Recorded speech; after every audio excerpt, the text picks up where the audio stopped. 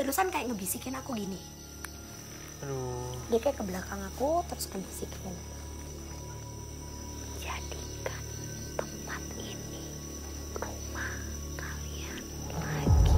Sebenarnya dari awal tadi kita masuk juga aku sudah kula nuwun isi permisi terhadap mereka yang masih ada di sini, dan memang benar adanya lokasi ini menurut aku luar biasa Fasya, karena aku nggak pernah yang namanya ketika datang disambut oleh keramaian, bahkan terhitung makhluknya itu benar-benar mencapai ratusan. Dari tadi tuh mengelilingi, mereka mengerubungi seolah-olah kita datang untuk memberikan sesuatu.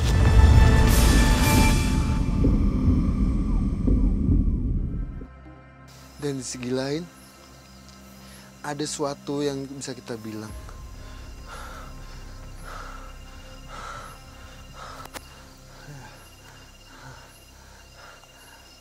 Ada segi hal di balik bencana semua itu, saya mendapatkan kayak segi goibnya yang menyebabkan bencana ini terjadi. Sebelumnya masyarakat sempat ada yang mendapatkan firasat berupa mimpi sebelum bencana itu terjadi. Atau mungkin firasat itu ditimbulkan oleh makhluk-makhluk yang mungkin tadi Kak Rudi dan Kak Den sempat lihat, mungkin monyet dan lain sebagainya. Jadi gini, Tasya, yang penduduk yang meninggal di tempat dekat kejadian ini adalah pas itu mendapatkan hal yang dimana hujan sangat lebat itu pukul 12 malam sampai pagi, tapi itu geledek itu tidak ada hentinya, selalu aja bunyi sampai endingnya itu di jam 8 pagi muncullah kejadian yang bisa kita bilang bencana yang bisa menimbulkan tempat tinggal yang ada di sini tuh kayak tersapu semuanya, bahkan sampai ada yang sisa atapnya saja. Jadi memang karena mungkin tekstur tanahnya ini juga tidak rata, kemudian curah hujan yang cukup tinggi saat itu terus menerus, sehingga kejadian, dan katanya ini kejadiannya ini di awal tahun 2020, tepatnya 1 Januari. Sebetulnya kalau kejadian bencana alam membuka tahun itu sebetulnya apakah akan menjadi tahun yang buruk atau gimana? Karena saat itu juga COVID ya, pas 2020 itu banyak bencana sekali. Jadi emang pada saat itu kalau segi logikanya adalah emang segi hujan yang sangat lebat yang menyebabkan tanah ini kayak nggak kuat menahan nampung hujan, endingnya itu longsor. Nah, di segi lain ada makhluk yang bisa kita bilang penguasa yang tidak suka adanya pembabatan alam. Pembabatan alam itu adalah kayak urusan alam kayak gitu, dengan membabat-babat pohon-pohon yang ada di sini untuk kepentingan finansial, lebih ke sana sih.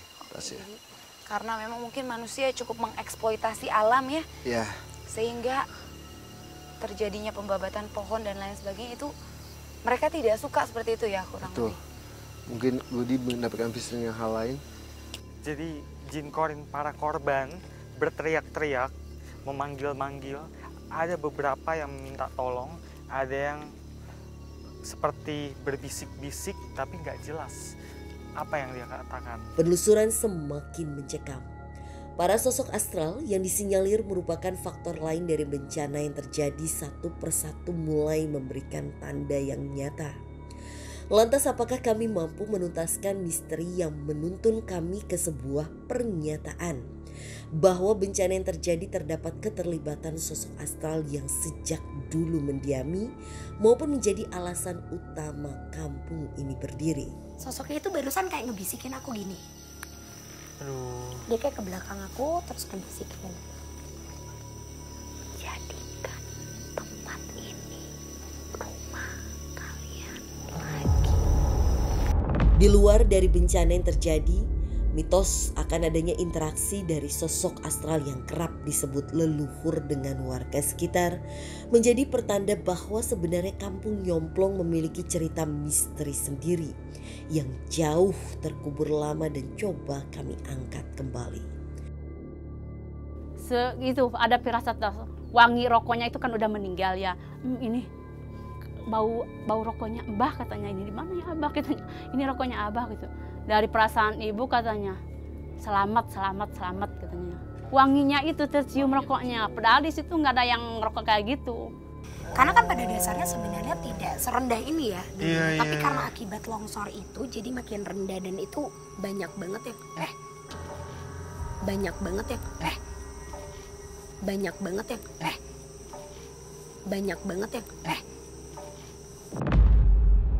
Pada saat kami berjalan ngelewatin mungkin bisa aku bilang musola di tempat ini, tiba-tiba aku dan semua tim itu mendengar seperti ada suara kentungan, dan itu berkali-kali.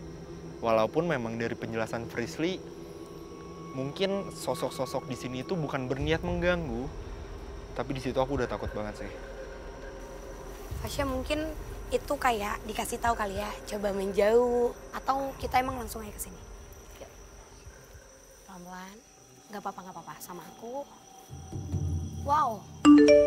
Assalamualaikum.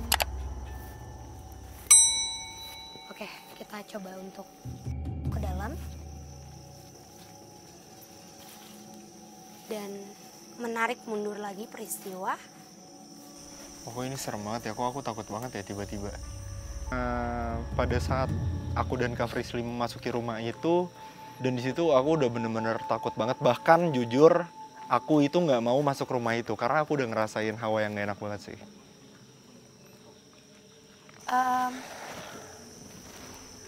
Ada yang ketawa. Aduh. Ada yang ketawa dari belakang, nggak apa-apa. Nggak apa-apa karena sebenarnya dari awal tadi kita masuk juga aku sudah kula nuwun isi permisi terhadap mereka yang masih ada di sini, dan memang benar adanya lokasi ini menurut aku luar biasa Fasya, karena aku nggak pernah yang namanya ketika datang disambut oleh keramaian, bahkan terhitung makhluknya itu benar-benar mencapai ratusan. Dari tadi tuh mengelilingi, mereka mengerubungi seolah-olah kita datang untuk memberikan sesuatu. Memberikan sesuatu? Iya. Maksudnya?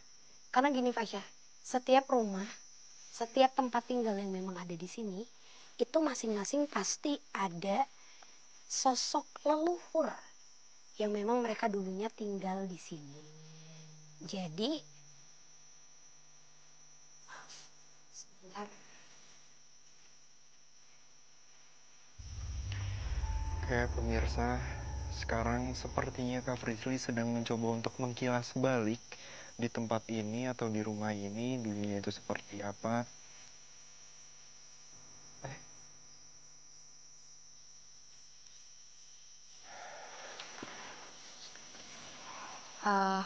Barusan, kenapa tadi aku coba untuk ngulang lagi seperti apa sih kejadiannya dan apa yang membuat mereka ada di sini. Sebenarnya kalau ditarik mundur mengenai kampung ini sendiri, karena dulunya memang banyak sekali orang-orang hebat yang tinggal di sini yang mempunyai aturan sakral. Terbentuknya kampung ini menjadi kampung Nyomplong. Itu artinya memang terpilihnya manusia yang tinggal di sini berdasarkan keinginan mereka. Mereka dalam tanda kutip yaitu para leluhur terdahulu. Jadi ketika kamu mau datang ke sini untuk tinggal di dalam tanah ini, Fasya, kalian tuh harus menyiapkan cangkir. Yang apabila air di situ tidak tumpah artinya kamu diizinkan. Tapi kalau misalnya di dalam cangkir itu ada sedikit air yang tumpah, kamu dan keluarga keturunan kamu tidak boleh menginjakan kaki di tempat ini. Sebentar. Itu maksudnya cara mereka tahu hal itu tuh dari mana Kak Frisly? Secara adat istiadat dari turun-menurun leluhur. Selain dari tragedi yang ada, penuturan Frisly membuka sejarah misterius yang diceritakan secara turun-temurun berkaitan dengan asal-muasal kampung Nyomplong. Mau dibikin kampung itu naro air secomplong itu, kata kalau boleh, gak tahu aku juga nggak ngerti ya, menurut ngedenger dari Umi kayak gitu, naro cangkir dikasih air itu secomplong, kalau boleh katanya itu nggak tumpah gitu ya, kalau masih berdiri boleh. Jadi namain itu ya kampung Nyomplong. Jadi Fasya, beberapa pertanda dari para leluhur. Kalau misalnya amit-amit lagi akan ada seperti hujan besar atau gagal panen sekalipun, itu ada beberapa rumah di sini yang mungkin beberapa rumah diantaranya juga udah benar-benar hancur. Mungkin salah satunya ini pertandanya itu seperti bunyi-bunyian yang, dan itu sama persis sama suara yang pada saat tadi kita menuju ke sini. Sebentar, berarti makhluk atau sosok-sosok di sini tuh membunyikan sesuatu untuk memberikan pertanda. Betul. Bukan untuk semata-mata mengganggu berarti. Karena sebenarnya gini Fasya, pada dulunya mereka hidup berdampingan dan sangat amat damai dengan kita, para manusia. Karena memang adat istiadat yang sudah melekat, dan itu memang secara keturunan itu berlangsung sangat baik. Tapi nggak tahu kenapa pas tadi aku coba untuk menarik kilas balik dan berkomunikasi sama sosok yang menutup wajahnya dengan kelambu, kayaknya ada satu hal yang membuat mereka seperti marah. Ada juga satu tempat, mungkin nanti kita explore lagi ke sana. Ada satu rumah di mana sebenarnya rumah itu ditinggali atau tidak itu akan menjadi titik magis. Jadi kayak hal-hal